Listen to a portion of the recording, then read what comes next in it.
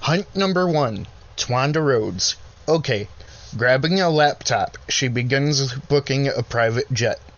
Don't bother with that silly flight box thing. Just show me where we have to go and I'll pop us over there.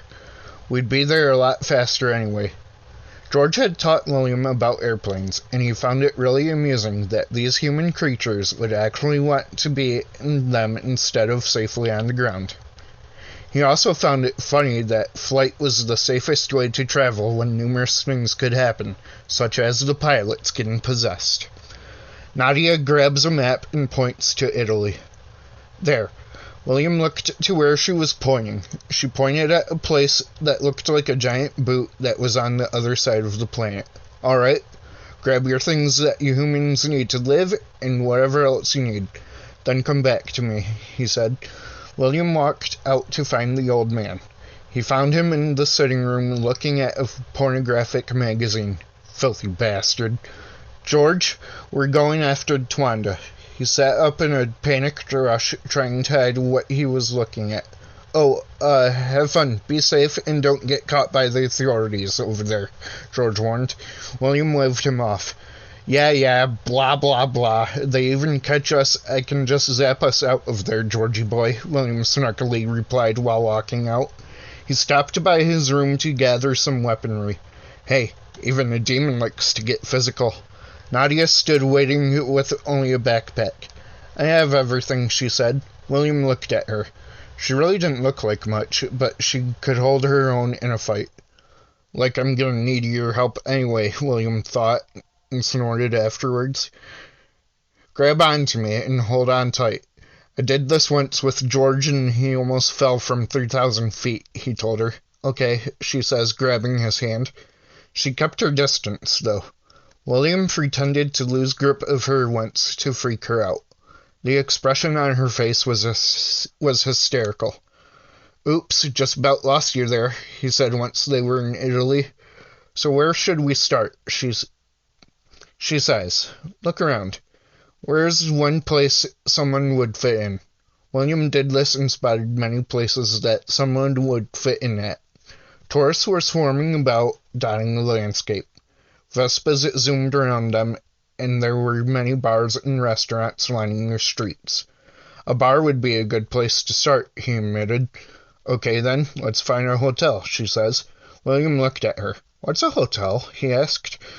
George hadn't taught him about those yet. Nadia grabs his hand. I'll show it to you. It's a place where you stay.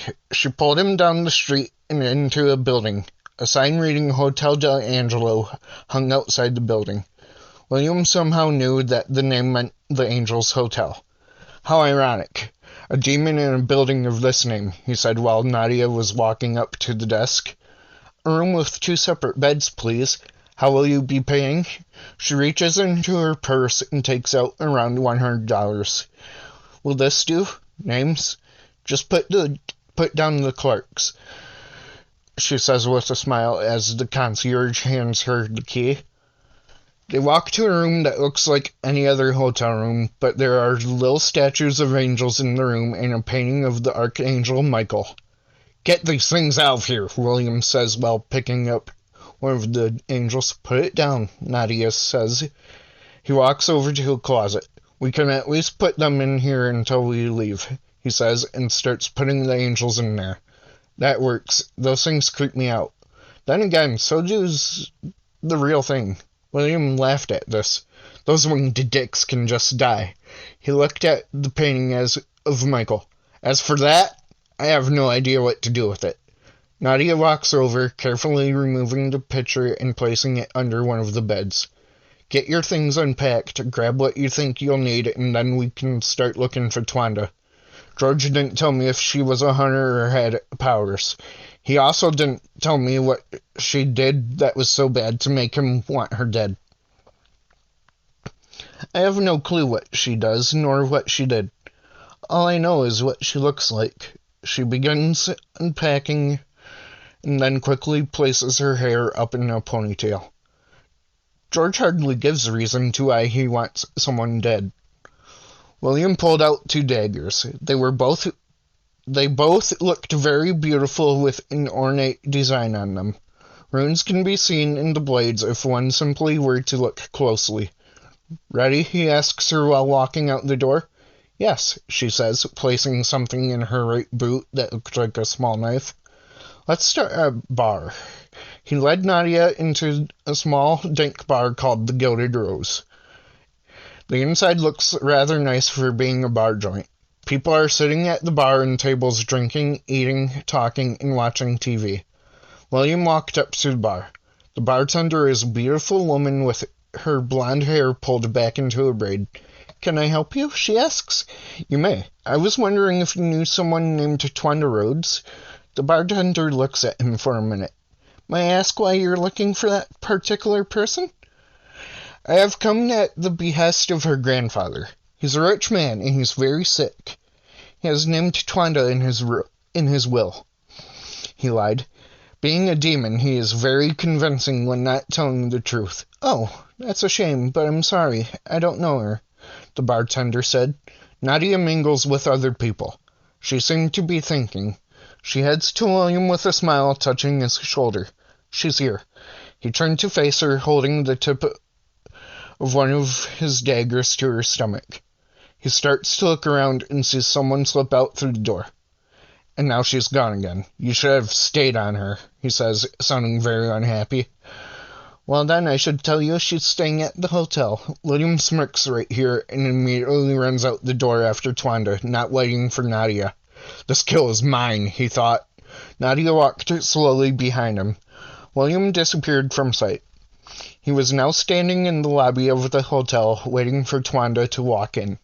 He stood behind a pillar to hide himself from view. A few seconds later, he saw Twanda come in. She ran to the elevator and got on it. He watched for what floor that it would stop at. 6th floor. He made sure that nobody could see him and zapped himself to the 6th floor of the Hotel D'Angelo. He picked up a newspaper and put it in front of his face. William watched Twanda go to her room and then walked back down to the lobby to meet Nadia. She was just walking in. Well, she asked. 6th floor, room 205. Come up, Slowpoke. Come on, Slowpoke. They started for the elevator. She picks up her speed. Together, they run down the hall to Twanda's room. William telekinetically busts the door off its hinges. Twanda stood packing her things in a rush. He could only see that Twanda was 5'7" and had blonde hair. Hello, Twanda, William says. Who are you? Twanda snaps at them, trying to sound normal and not scared. She was now facing the two. Her green eyes were looking directly at William, checking him out. All you need to know, you slut, is that George sent us. He told me to tell you that he says hi, William responded. Damn him, she yells, throwing something at him. He stops the object and turned it back at Twanda. Her eyes went wide as she dodged the object. William laughed evilly. The sound of it scared both Twanda and Nadia. He sent me to kill you, William said with a smile spread across his face. He was enjoying this. Of course the bastard sent you and his whore. Twanda snaps. Nadia's hand twitched in anger. William revealed his true eye color. His eyes go completely black and he makes the 26-inch TV hit Twanda. He smirked. I'm a demon, you bitch. Prepare to die. Twanda's eyes go huge. She pulls out a golden crucifix. This makes William laugh. It seems that you've been watching one too many movies, he says while running forward. He slams into Twanda and lands multiple hits to her face. Twanda fought back. She tried to push him, but he quickly held her arms down telekinetically. Is this all you've got? You're pathetic. You're the demon, scum, she snaps. He decides to let her arms go so that she can fight back. Twanda starts speaking an exorcism ritual. William acts like it's working on him for a while before he starts to laugh. Stupid whore. This is my body. I don't need a fucking meat suit. Nadia doesn't catch this. Twanda then turns her attention to Nadia, thinking, if he can't die, then she can. She jumps at Nadia, who lets her knock her to the ground. Twanda smiles. Nadia looks back at William. You want the damn kill? Then kill her, she thought. He pulls out one of his daggers, slams Twanda into the wall, holds her there, and walks over. He slowly plunged the blade into her gut, and then sliced into her throat. Twanda slumps down onto the floor, drowning on her own blood. William then stabs her over 30 times in the chest. Blood went all over the place and soaked the plush white carpeting. The room didn't look messy enough, so he telekinetically threw everything around.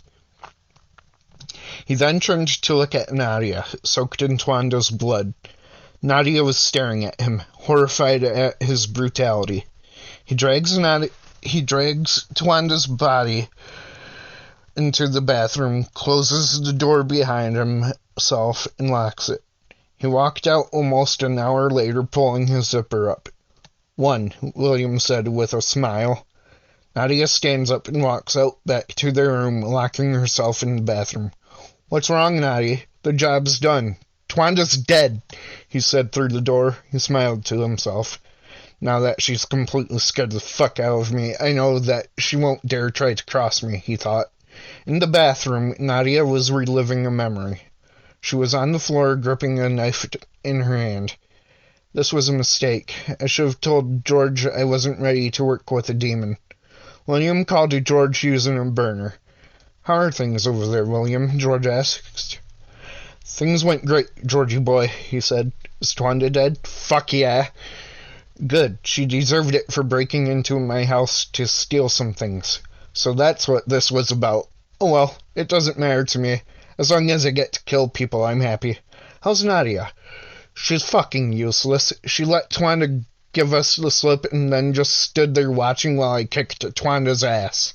I think that I may have gone and really frightened her. She locked herself in the bathroom, George. He fell silent for a second.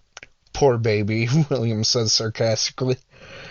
Well, I'm just glad to hear that Twanda's dead. Good job, my son. George hangs up. I'm not your fucking son, you old perverted stupid man, William says to himself out loud. Nadia comes out of the bathroom, her face showing no emotion as she begins to pack her things. William goes into the bathroom to take a shower. He scrubs off all of the blood. On his back were several different scars.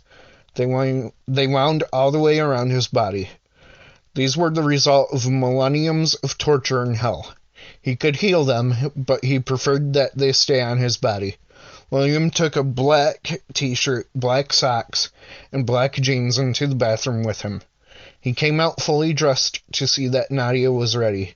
You have the list. What's the next name and where to? William asked. Lachelle Brody, Russia. And she's very well known. I hope you know what a suit is, she says. He stares at her and tilts his head.